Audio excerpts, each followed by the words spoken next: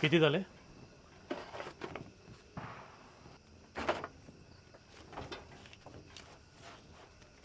ठीक आहे.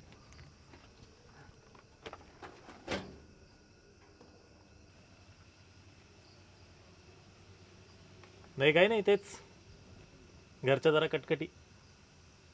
रागारागात आपण एक दोन शब्द चुकीचे बोलून जातो, पण नंतर साला आपल्यालाच पश्चाताप होतो.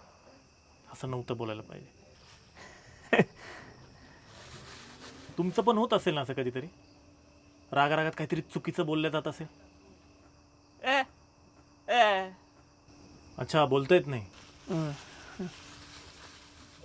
मग तुम्ही कधी बोलून एखाद्याचं मन दुखवूच शकत नाही ना? मग तुम्ही तुमचा राग कसा व्यक्त करता? राग येतच नाही. अच्छा, राग कशाला करायचा? अरे नाही, तसं नाही, पण राग निघतो ना.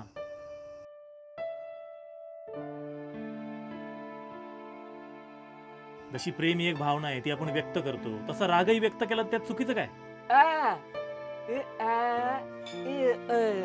अच्छा, म्हणजे राग व्यक्त करणं चुकीचं नाहीये, पण राग व्यक्त करण्याची पद्धत चुकीची.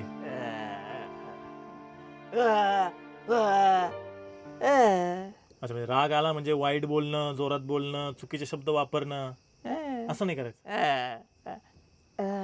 समजून घेता आलं पाहिजे. जसं तुला बोलता येत नाही,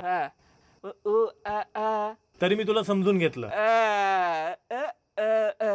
तसं आपल्याला घरच्यांचं म्हणणं समजून घेता आलं पाहिजे. त्यांचं म्हणणं ऐकलं पाहिजे. उगीच रागाच्या भरात काहीतरी चुकीचं बोलण्यापेक्षा शांत राहिलं पाहिजे. राग प्रेमाने पण व्यक्त करता येतोच ना, त्यासाठी चिडायचं कशाला? शेवटी ते पण आपलेच आहेत. आता हेच जर मी माझ्या बॉसवर चिडलो असतो तर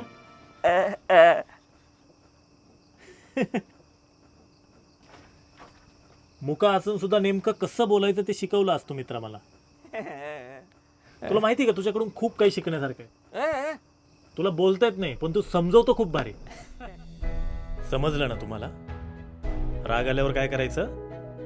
आ वा वा वा वा, बस.